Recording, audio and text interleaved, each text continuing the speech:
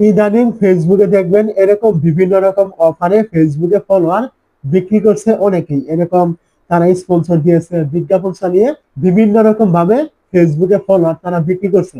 তো এই যে যারা ফলোয়ার গুলো বিক্রি করছে, আমি তাদের এখান থেকে কমেন্ট বক্স করে দেখেছি, অনেকেই এখান থেকে কমেন্টে বলেছে তারা কিনে নিয়েছে এবং অনেকে বলছে তারা কিনবে। তো এই যে তারা বলছে যে এই ফলোয়ার গুলো তারা এখান থেকে অফার দিয়েছে, এই অফারের মাধ্যমে তারা ফলোয়ার গুলো কিনে নিবে। তো এই ফলোয়ার গুলো যদি আপনি কিনে নেন, তাহলে আপনার কি সুবিধা হবে এবং কি কি অসুবিধা আপনার হবে, এটা নিয়ে মূলত আজকের এই ভিডিও। আমি বলছি না আপনি এখান থেকে ফলোয়ার কিনবেন না, আমি শুধু এখান থেকে সুবিধা এবং অসুবিধা গুলো আপনার তুলে ধরবো। তো প্রথমে আমি অসুবিধা দিয়ে শুরু করি, মানে কি কি অসুবিধা আপনার হবে এখান থেকে আপনি ফলোয়ার কিনলে। শুধু এখান থেকে না, বিভিন্ন জায়গা থেকে আপনি কিনতে পারবেন। আপনার কি কি অসুবিধা হবে? প্রথম অসুবিধা হবে, আপনার পেজ বা আইডিতে ফলোয়ার শো করবে, মানে দেখা যাবে আপনার হাজার হাজার লক্ষ লক্ষ ফলোয়ার আছে, কিন্তু আপনি ভিডিও আপলোড দিলে আপনার কোনো ভিডিওতে ভিউজ আসবে না, এমনকি এঙ্গেজমেন্ট, লাইক কোনো কিছু আসবে না। কেন আসবে না?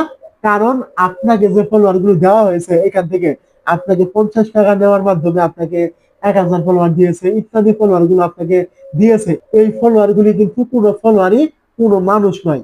মানে কেউ যদি আপনার একটা ভিডিও দেখে ফলো করে, তাহলে সে একজন মানুষ, তার একটা ফেসবুক আইডি আছে অথবা তার একটা পেজ আছে, ওইটা দিয়ে আপনাকে ফলো করেছে, এটা মানুষ। আপনি ভিডিও আপলোড করলে তারা আপনার ভিডিওটা পেয়ে যাবে, নোটিফিকেশন অথবা তাদের এরকম হোম পেজে তারা পাবে আপনার ভিডিওটা। যাই কিছু আপনি আপলোড করেন তারা পাবে, তারা আপনার ওই ভিডিওটা দেখবে, এতে আপনার ভিউজ হবে। কিন্তু আপনি যে ফলোয়ার গুলো কিনে নিলেন, ওই কোনো ফলোয়ারই কিন্তু আপনার কোনো মানুষ নয়, তারা রোবোটিক ভাবে কিন্তু এই ফলোয়ার গুলো দেওয়া হয়েছে আপনার পেজে বা আইডিতে, ওইগুলো কোনো মানুষ নয়। এআই অথবা বিভিন্ন রকমের রোবট ওয়েবসাইট থেকে এই ফলোয়ার গুলো শুধু সংখ্যার মাধ্যমে আপনাকে দেওয়া হয়েছে।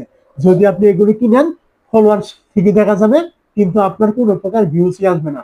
ভিউজ আসবে কোথা থেকে? তারা তো কোনো মানুষই নয়। আপনি ভিডিও আপলোড করলে তারা তো মানুষ নয় যে আপনার ভিডিওটা তারা পাবে, আপনার ভিডিওটা তারা দেখবে। প্রথম আপনার অসুবিধা এটাই হবে। দ্বিতীয়ত অসুবিধা হবে, আপনার ওই পেজ বা আইডি ফেসবুক যে কোনো সময় রেস্ট্রিক্টেড করে দিবে।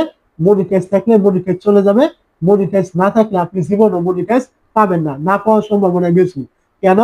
কারণ আপনি এই যে ফলোয়ার গুলো কিনে দিচ্ছেন, এটা কিন্তু ইলিগেল। ফেসবুকের পলিসিতে কিন্তু এরকম কোনো প্রকার কোনো নিয়ম নেই যে আপনি অন্য কোথাও থেকে ফলোয়ার কিনে নেবেন, থার্ড পার্টি কোনো ওয়েবসাইট থেকে।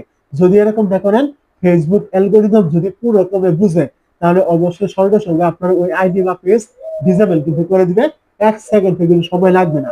তো এটা তো গেল আপনার দুইটা অসুবিধা আপনার এরকম হবে। এখন আছে সুবিধা, আপনি কি পাবেন? প্রথম যে সুবিধা আপনি পাবেন এটা হলো, আপনার পেজ বা আইডিতে ফলোয়ারটা শো করবে যে এত হাজার ফলোয়ার আপনার আছে। প্রথম সুবিধা এটাই আপনি পাবেন, যে আপনার পেজে কেউ ঢুকলে বা আইডিতে কেউ ঢুকলে আপনার এত ফলোয়ার আছে এটা দেখতে পারবে। মানে ফলোয়ারটা আপনার দেখা যাবে, এত হাজার ফলোয়ার আপনি কিনেছিলেন। কেউ হয়তো বুঝবে না যে আপনি ফলোয়ার কিনেছেন, কিন্তু আপনার আইডিতে দেখা যাবে যে এত ফলোয়ার আপনার আছে। এটা আপনার সুবিধা।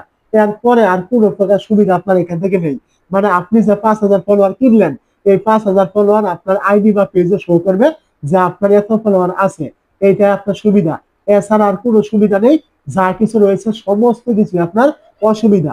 এখন আপনি চিন্তা করে দেখুন, আপনি ফলোয়ার কিনবেন নাকি আপনার অর্গানিক ভাবে আপনি ফলোয়ার বাড়াবেন, ভিডিও আপলোড করবেন, ছবি আপলোড করবেন, ওইগুলোর মাধ্যমে যদি কোনো ফলোয়ার আসে, তাহলে আপনার ভবিষ্যতে লাভ আছে।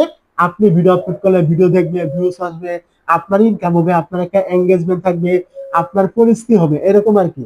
আর যদি আপনি এখান থেকে ফলোয়ার কিনে শুধু ফলোয়ার বাড়ান, তাহলে শুধু ফলোয়ারই দেখা যাবে, আর কোনো সুবিধা আপনি এখান থেকে পাবেন না। তো এখন ডিসাইড আপনার, আপনি কিনবেন নাকি আপনি কিনবেন না, বিবেচনা আপনার কাছে, সমস্ত কিছু আপনার কাছে। তো যদি ভিডিওটি বুঝতে অসুবিধা হয়, অবশ্যই কমেন্ট করতে ভুলবেন না।